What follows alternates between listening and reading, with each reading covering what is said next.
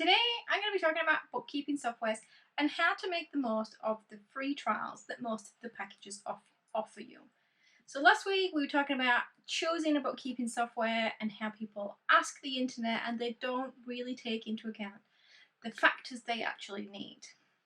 And I came across the quote, taking action is how you learn the lesson. And there are lots of places this can apply to both in life and in accounting. But in this situation, I'd say the action is signing up to a software and the lesson is finding out if this actually is the right fit for our business. So I have some tips on how to actually make the most of these free trials so that you really do understand if it is the right fit for you. So the first one, tip number one, avoid the fluffy stuff. And now by fluffy stuff, I mean all those non-essential, nice to have things like making it look pretty or making it do things that you might want to do in 5 years, or knowing that it can manage inventory that you don't have and don't manage currently. So the kind of the unnecessary features that pull you in and they grab your attention because they're not really about bookkeeping. It's more fun than that, but really we're not doing it for fun, we're doing it for necessity. So being able to apply your brand's 4-color scheme to invoices using the font you use probably isn't going to be a deal breaker if that's not available. So really that would just be fluffy stuff and something you really don't need to assess in your free trial. So my second tip is to try a little bit of everything and don't focus too much on one aspect.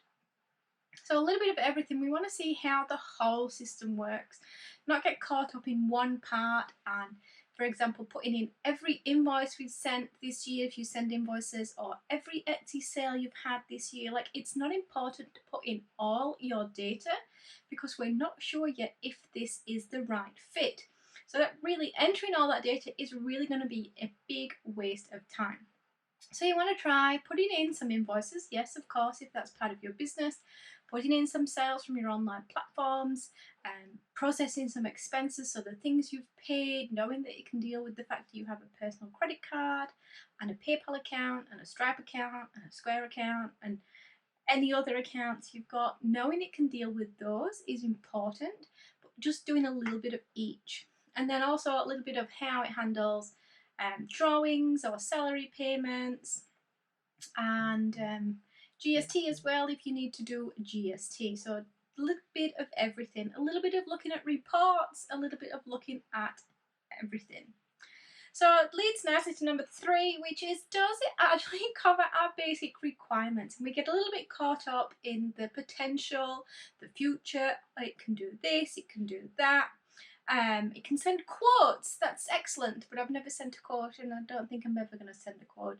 Or I can link an international BPay system, but are you going to register your business bank for BPay? Are you going to have a business bank account? You know, there's a lot of things that it can do that we actually don't necessarily need it to do now, and we think a lot about the future rather than, you know, what do we need to do to get our bookkeeping done this week, this month, this year.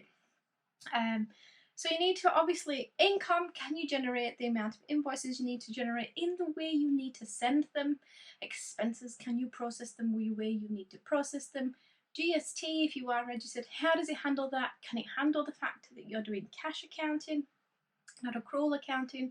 So when things are paid is when you report it for GST. Can it do those things? What are your basic requirements and are those covered? And then kind of full circle on that. So number 4 tip is think beyond what's in front of you.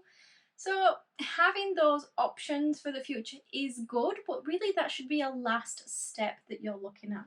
We shouldn't be thinking too much about the future because we don't know what's going to change, what's going to happen. But if there are ways that you can see that it could save you time or money or just get better value from a system, it is good to think beyond what's in front of you. And I know it's hard to know what you don't know, but think about your business more from a holistic perspective. So are there platforms you would like to explore that it can link to? Are there Is there inventory management? Because if you sell products with a long lead time and you get a high volume of those going through your business, inventory management could actually be really important for you. And that sort of future focus should not really be a focus, but a future review. So finally, in the summer, what we're going to need to go is come back to those criteria that we talked about last week when we were looking at how to choose a software. Price. Do you think you're getting good value for money from this? Requirements. Are you basically covered? We've covered that one.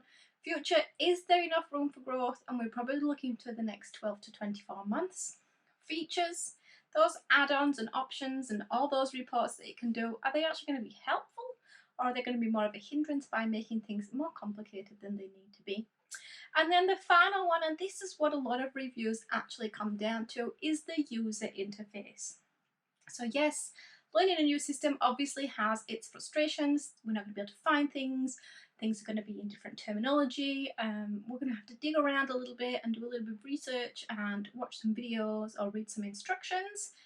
But effectively, generally, essentially, are you happy to use this interface for the next, 2 years, every week, every month, again and again, going through those same things?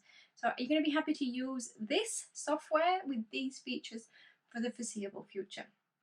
If you do want to work with me to help you look at your requirements, to help me look at how you use the software and whether you could do that easier, better, faster, or more streamlined, just get in touch. We can have a free virtual coffee, which is pretty much just us chatting like this, and see how your system is working for you and how we may be able to make that better. If you have enjoyed the video, please leave me a comment if you've got any questions, and otherwise I'll see you on the next video.